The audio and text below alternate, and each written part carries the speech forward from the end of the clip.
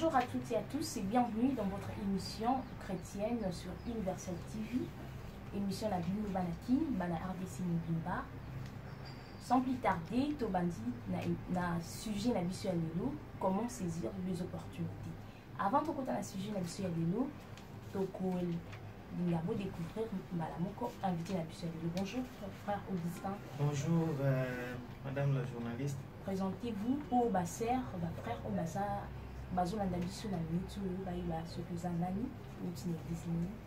Merci beaucoup. Ngai kombo na ngai Augustin Yomeni. Nazali mundimi na ministère des Affranchis. Oyo ezali situé na commune ya Limete, na 6e rue, avenue de la Révolution, numéro 817. Merci beaucoup. Tokoti madame qu'on a un thème n'habitué à Lilo. Comment saisir les opportunités? Frère Augustin, définir un mot opportunité pour bateau baebi explication d'un mot malamité va comprendre thème n'habitué à Lilo. Merci beaucoup na kokiko banda boete. Sans toutefois ko remercier batu oyo ba pesi biso occasion. Yo nanga itoye ba ko partager, ko faire savoir na bande ko mosusu oyo ba yebaka te, peut-être ba mosusu ba yebaka, mais c'est l'ignorance, négligence na makambo mosusu esalaka ba utiliser ba occasion wana nyonso ezalaka pembeni na bango. Alors nako banda nanu ko remercier vivement la sœur Dorcas Kalanga oyo apesi biso espace oyo na minute oyo ba ko partager sujet oyo na ko remercier lisusu les messagers, les prophètes Emmanuel Dodi qui à chaque jour qui passe tozo profiter na ba connaissance ebele. Et c'est sur base ya ba connaissance wana nde oyo ebandi kopesa biso makasi ya koya koloba en quelques minutes pe batu oyo bazolanda biso bazala édifier. Et pourquoi ne pas remercier aussi notre Père qui est à tout instant en train de regarder comment nous évoluons, azopesa biso souffle de vie, azopesa biso intelligence, il y a qu'à comprendre. Parce que la compréhension, ezali faculté. Il y a, n'est-ce pas, bah élément ezalakana esprit. Alors c'est lui qui est le géniteur de cet esprit-là, c'est Dieu le Père. Pourquoi ne pas lui dire merci? Alors, nous vous disons également merci. Binonyon sobozo landabiso. Naebi ke bozana ba occupation ebele. Mais, boutiki ba occupation na bino, pona kolanda biso dans quelques minutes. Alors si je nabiso ezali koyeba ko saisir ba opportunité. Ko saisir ba opportunité peut-être ba mosusu bako comprendre terme wana na sens mosusu ba lobi mais ba opportunité ezali nini? Ba opportunité ezali kaka ba circonstance favorable oyo et yaka ko se présenter devant biso na cycle de vie oyo nzambe apesa biso. Alors na parcours de vie na biso tozalaka na ba circonstances moko ya bien oyo tokutanaka na yango peut-être par manque ya présence d'esprit, peut-être par envoûtement, peut-être par sentiment na ba makambo ebele distraction et consort et yaka ko influencer intelligence na biso tokei sikoyo libanda ya ba circonstances favorables oyo tokutanaka nango na vie. Je pense que j'ai ramassé la définition. Il y a opportunité, donc ezali ba circonstances ya bien oyo tokutanaka na yango na cycle de vie na biso. Merci beaucoup. Tokoti Mbalamoko, sans plus tarder, comment faire pour nakoye ba ko saisir ba opportunité ou yozoya na bazela na biso kota na muzindo ou expliquer en intégralité ba sœur ba frère au bazolanda biso ni pas na mboka mobimba en dehors du pays, oui. Ou expliquer bango na mobimba nyonso comment faire pour saisir les opportunités. Merci beaucoup. À vous la parole. Merci. Na question na bindo, na question na yo plutôt. Question ezali kitoko malamu. Poser question d'une manière réfléchie. Comment saisir les opportunités? C'est la question fondamentale même, il y a présence Nabiso devant la caméra.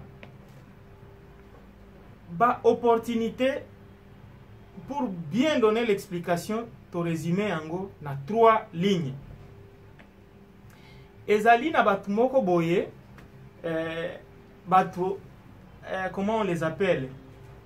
Ils voient, ils regardent plutôt, mais ils ne voient rien. Batouana, toko, comment dirais-je?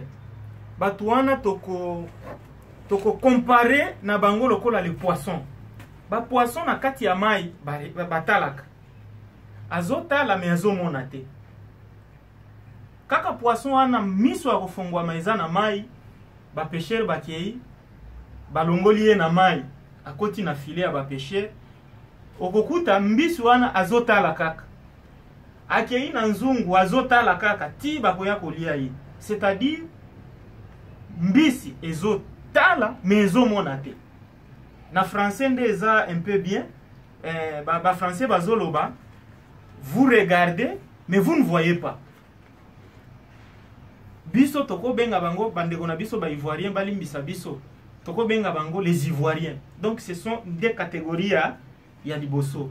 Les gens qui regardent, mais ils ne voient pas. Opportunité eko le liboso nae. Tellement qu'il y a azotala opportunité yango wana. Mais azomona te. Opportunité eleki ezongi. Bambula ezoleka. Nde okokuta batu wana souvent bazalaka ba décourager, bazalaka ba aigri. Okokuta babandi maloba langage na bango koyeba bango nini na langage. Non, nous sommes venus accompagner les autres. Mes frères, mes sœurs, il n'y a personne sur cette terre des humains qui est venu pour accompagner l'autre. Chaque personne a un rôle à jouer. Mais le vrai problème, c'est de savoir que saisir l'opportunité. Par rapport à rôle où il faut jouer. Des catégories à liboso. Donc, il y a d'abord les gens qui regardent, mais qui ne voient pas. To baptiser bango ba ivoirien lokola bambisi na mai. Catégorie ya batu misusu ezali batu bazomona ba opportunité devant eux, mais ba moni batali, mais ils ne font rien. Ce sont des paresseux. Azana paresse amoni ba signaler épée et puis moko à comprendre. Mais azo sala elo côté. Batu wana baza ebele, même na ba église okokuta batu bazoloba, mais tipo wana sambelaka. C'est vrai. Azo sambela isika ya bien. Bazo te ya épée bien, ba opportunité yango wana parce que matea dose ya matea ya bien. Et pesa kabiso capacité mayele ya ko comprendre ba opportunité wana. Aza isika isika pasteur azo te ya bien, pasteur azo toka du matin, midi au soir. Azo te mais mutuaza wana azo yoka, azo mona, mais il ne fait rien, c'est un paresseux. Alors, tozana batu misusu, catégorie, 3e catégorie, bango, bazo mona, bazo tala, mais ba saisir opportunité. Ça c'est la 3e catégorie.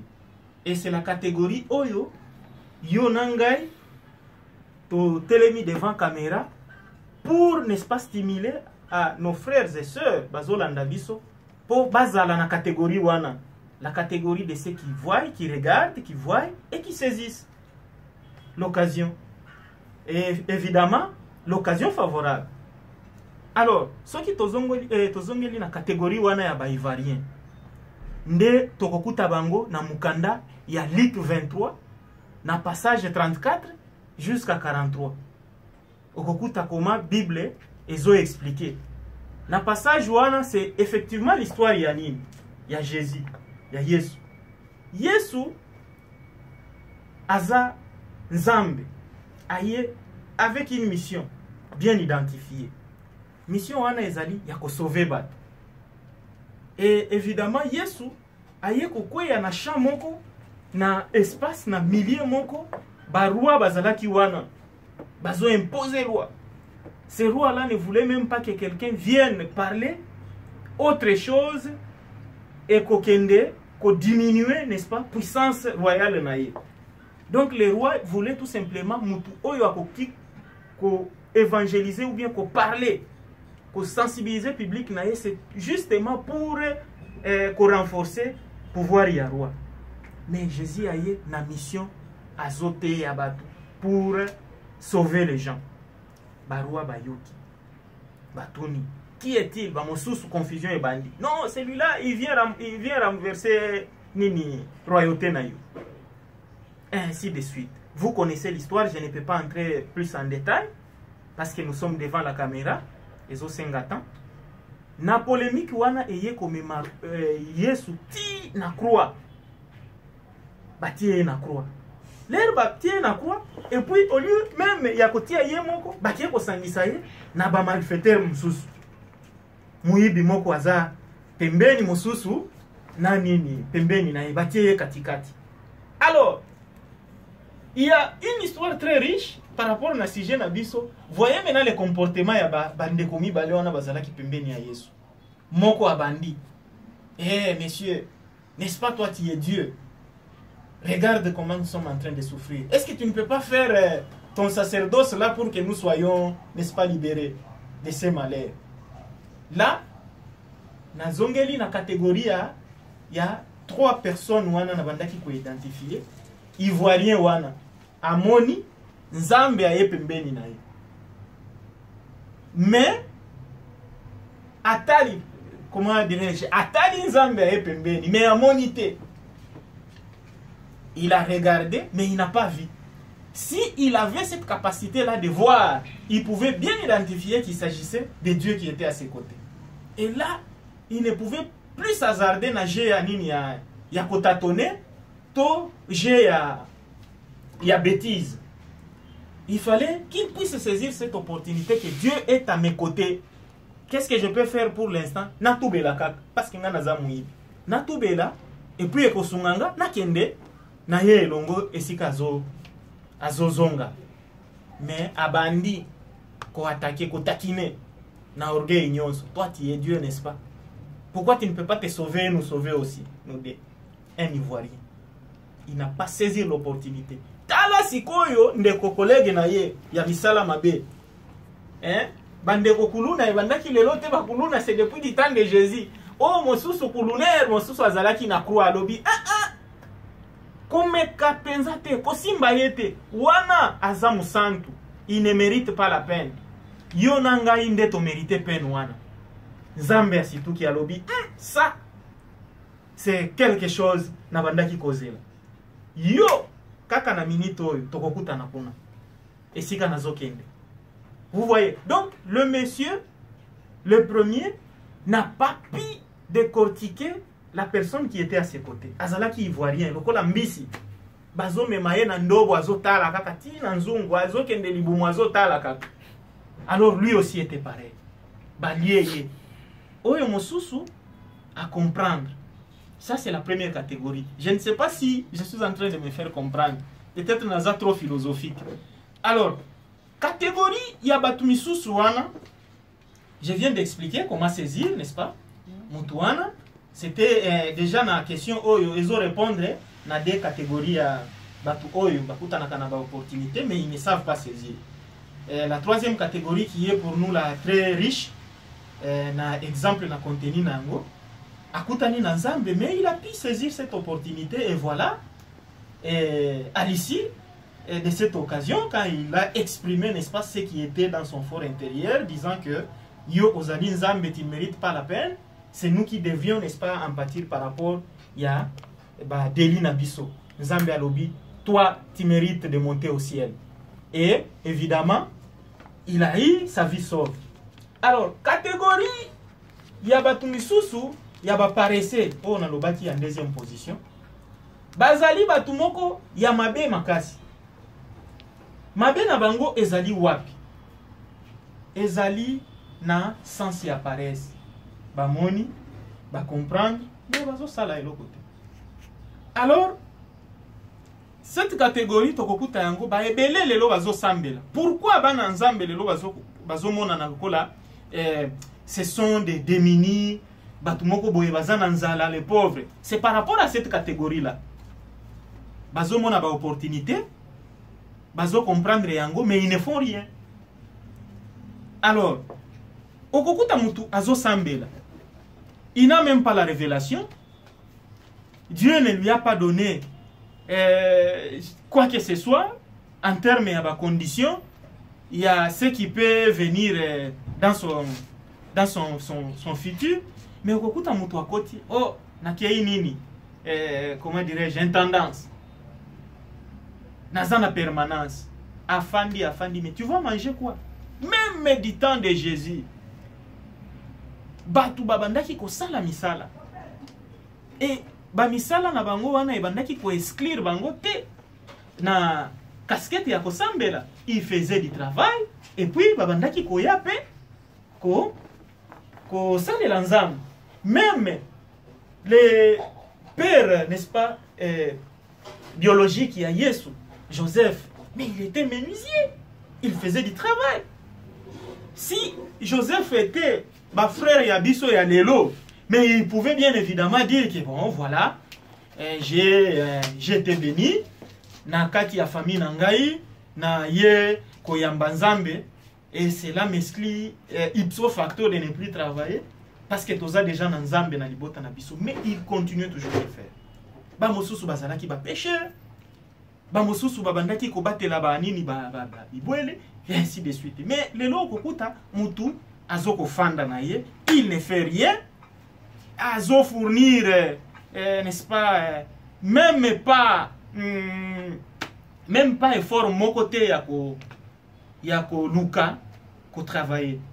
Or ceux qui ont tangi na Genèse, nzambe l'air Adam na Ève basumukaki, nzambe a bandi ko modire bango. Toi, pourquoi tu as écouté? Oyo oli akondima kaka faute na ye alobi met moi si na yo et moi si oyo pesa kinga batuni moi si yepe atangi nyoka nzambe alobi OK très bien abandi ko modire tu mangeras la sueur de ton front. C'est déjà une malédiction. C'est-à-dire si vous ne voulez pas travailler bien, il faut non plus il faut refuser aussi de manger. Et ça c'est la catégorie yami balé. Ezali peu répandu dans le milieu de la jeunesse. Les jeunes bazolinga facilité, ils ne comprennent pas l'essence du travail. Or, Moussalande et Pesaka, sens ya vie à mou. Moussalande Pesaka respect na moutou. Moussalande et anoblira ka vie à mou. Mais yo zolinga ko travailler, tu veux la facilité. Et en cherchant cette facilité, voilà l'origine ya makambo ebele. Les loto za na phénomène ujana, phénomène ba fille ba na basculer. Et avec vitesse, bazoko tana phénomène wana, tout ça, c'est pour chercher la facilité. Alors, catégorie wana, je vous invite, si toi, tu es là, tu ne fais rien, tu veux qu'on puisse t'amener, yo zali jeune, ozana batala ebele, mais ozo fanda kaka. Là, tu n'es pas en train de saisir les opportunités. Parce que la jeunesse aussi, c'est une opportunité. Et zali na makasi, omoni ndenge yo nanga itozolo balilo. 20 ans après, tu as la ressource, on a makasi yako loba boyete. Au lobby pendant 5 minutes, il faut mailler zala. Mais et loko ezo pesa biso makasi même qu'on réfléchir na makambo ebele, ezali pe jeunesse. Il faut saisir de cette jeunesse là. Ko saisir, ko conjuguer jeunesse na yo na makambo ya bien. Alors, la troisième catégorie, il y a batu oyo ba monaka ba kutana kana opportunité. Et puis, bah, activer, bah, saisir yango. C'est ça ce qui nous intéresse beaucoup plus. Catégorie ya batuana, eloko esunga kabango. Écoutez-moi, c'est vraiment le point presque ya mutuya na partage na biso ya lelo. Batuana, eloko esunga kabango po ba yeba ko tala, ba yeba ko mona. C'est la connaissance. Parce que dans ces sujets, comment saisir l'opportunité, les mots-clés les mots même qui amènent les sali na terme wana ezali verbe quitter. Ezali verbe quitter nde ezosunga biso ko yeba ko saisir ba opportunité. Donc il faut quitter l'ignorance. Exemple tumususu azofanda na mboka lokola oyo ayebaka bakonzi te. Ata soki mukonzi aye devant ye aza gouverneur, mais il azoyeba ye te. Il peut même après ko chrétien même ni gouverneur, mais ba mosusu l'air ba moni oyo gouverneur ba saisir l'occasion. Mutu wana aza lokola délinquant wana azaki na Yesu na ikulusu. Il n'avait pas vu, il n'avait pas n'est-ce pas, chercher à décortiquer qu'il était Dieu pour saisir cette opportunité. Et il est allé comme ça en désordre. Alors, pour saisir l'opportunité, il faut d'abord chasser l'ignorance. Ça, c'est un. Deux, il faut qu'on y ait un discernement. Qu'on y ait analyser les signes des temps. Il faut qu'on ait une prise de conscience. Ce qui tie biloko wana ba élément wana enjeu ba opportunité nyonso okobanda koyeba ko profiter na yango. Et voilà, tu vas te voir que vie na yo eza facile. Bisika ba mosusu bazolela et pa na yo ekozala kolela te. Ekozala kaka esengo na esengo. Nde okokuta batu mosusu ndenge yo na ngai toza boye lobi banome yo okomi ministre ou bien mandataire na entreprise. Ngai na yebi yo na casquette ya ki journaliste, soki tokutani na yo au lieu na yeba ke madame la journaliste bien heureuse bien entendu, hier azaki journaliste lelo a commis DG na entreprise, na considéré en tant que DG et non plus en tant que journaliste. Mais celui qui n'a pas cette intelligence et cette connaissance là, akoyeba ka mais tozaki na yeto bandaki commenter banini ba émission tout ça là na eba émission ebele tout ça c'est mon ami etc. Azali susu ami na yote a mati déjà n'est-ce pas niveau même ata na famille bozana mutu azalaki mwana na bino mais nzambe aye na mawana ye a récupéré mwana wana komi musali ya nzambe. Ne le prenez plus comme l'enfant, il faut le prendre plutôt comme quelqu'un que Dieu utilise. Là vous savez saisir les opportunités. Alors batu ebele bazoko yeba ko mettre en jeu ba élément nyonso wana ezosunga pona komema biso na gloire na kosepela na makambo ebele, parce que na Ecclésiaste Bible ezoloba chaque chose a son temps. Omoni. Alors na mukuse il faut tozala na mayele na discernement na n'est-ce pas na sens ya ko lire ba signe de temps et ko songa biso malamu. Voilà, merci pour Chiti. Oui. Au lobby, élément manque au nango pour saisir opportunité. Au lobby n'était prise de conscience. Oui. Il y a un pasteur Moussou Lelo, frère, sœur, bazana lingomba, c'est va découvrir que vérité est quelque part. Oui. Mais vu que bazana moi grade mon con l'église, vu qu'il y a un pasteur, responsable de l'église, azo aider na moi miki, moi ya bimizate donc à comprendre tes mères, à ébi que place aza vérité zate mais vu que azana moi ma intérêt miki comme aoye baté nini na église wana place vérité za. Est-ce que okoki couper ça conseil pour na batwana nini bakoki ko sala pour na ka ya nini wana opesa moi conseil et puis au mot de la fin pour la bateau la Solanda biso bipaina. Merci beaucoup na question na yo. Na makambo oyo tozo sala makambo ya Nzambe ba ebele bazotia casquette ya matériel liboso. Parce que eva ya Nzambe toko kwende na bagrade na biso te o nazalaki soki intendant nazalaki chef ya soki ya protocole ou bien hôtesse et pas Nzambe et loko ya liboso il faut que l'ukana délivrance. Or la délivrance, si quelqu'un est délivré, ne peut pas s'attacher au matériel. Dieu il peut te dire laissez ba matériel nyonso wana kende na zamba kende ko évangéliser. Toi tu ne peux pas dire C'est ce que nous voyons aujourd'hui. La plupart ya baebele okoyoka akendaki États-Unis, azana France, azana nini. Mais mokolo nini tokoyoka ke musali ya Nzambe ye wana azwi mission akei na lodge. Akei na Bikoro. Akei soki na nini na Poko Kabaka. Akei na Kiwanja. Akei na Ankoro. Akei na Malembankulu. Mais okokuta parce que batu bazotia le matériel avant et ils sont maintenant accros au matériel et la place de Dieu ne plus. Babandi kolobela mingi matériel. Ça ce n'est pas faire l'œuvre de Dieu. L'œuvre de Dieu, il faut d'abord que lukaba effort nyonso ya kozala délivrer. Si okomi délivrer, nde okobanda komona babiloko nyonso wana obandaki koluka. Le matériel et co-accompagner yo sans problème. Parce que lui-même a dit, venez d'abord à moi. Tout ce que vous cherchez là, moi, j'ai ça dans mes dépôts, azana yango. D'abord, boye bananungai, ndena koya en retour na kopé sabino.